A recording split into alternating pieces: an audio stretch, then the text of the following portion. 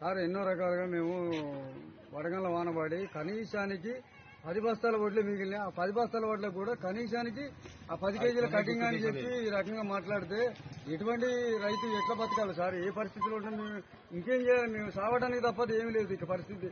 50 బస్తాలు పడుతుంది సంతోషం పడి పంట పండించాము. ఆఖరి మూమెంట్లో వడగండ్ల వానబడి కనీసానికి 10 బస్తాలు, ఆ 10 బస్తాలు కూడా మాకు 10 కేజీలు కావాలని చెప్పి మిల్లర్స్ అడుగుతున్నారని చెప్పి ఐకేపీ సెంటర్లో వాళ్ళే చెప్తున్నారు, వీళ్ళదే చెప్తారు. ఏం చేయాలి సార్? మేము చెప్పాలి ఇక పేర్లు చెప్పాలి. ఈ ఐకేపీ సెంటర్ పోయాం, వాళ్ళని అడిగాం. ఇక్కడ వీలైపోతే వాళ్ళు అడిగితే అదే 10 కేజీలు అన్నారు.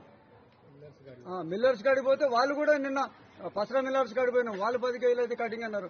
6 అన్నారు. కనీసానికి ఇవాళ 6,000 రూపాయలు బియ్యం ఉంటే మాకు అక్కడికి పోతే కనీసానికి 10 కేజీల కటింగ్ అయితే ఇస్తాం, లేకపోతే లేదని చెప్పారు. సలవా మిల్లికి పోయాం, జంగల్ మిల్లికి పోయినాం, అక్కడ పోయినా కానీ ఇదే పరిస్థితి. దయచేసి మా యందు మీరేమైనా సహకరించాలి, లేకపోతే మేము చావడానికి తప్ప వేరే ఇది లేదని చెప్పి ఇందాక నేను మందు డబ్బు పట్టుకొని 10 మందికి న్యాయం చేయాలని నేను చేసింది అదే ఒకటి. తప్పు చేసిన ఉప్పు చేసిన లేకపోతే యాక్షన్ తీసుకుంటే రేపు పొద్దున సార్ నా మీద చర్య తీసుకోవచ్చు. ఎందుకంటే ఆ పురుగు మందు డబ్బా తీసుకోవడం నా తప్పు. చర్య తీసుకుంటే నేను రేపు పొద్దున కోర్టుకి హాజరవుతా. దానికి ఏ సిద్ధమైన రైతుల కోసం నా ప్రాణమైన ఇస్తాను, దానికి సిద్ధం.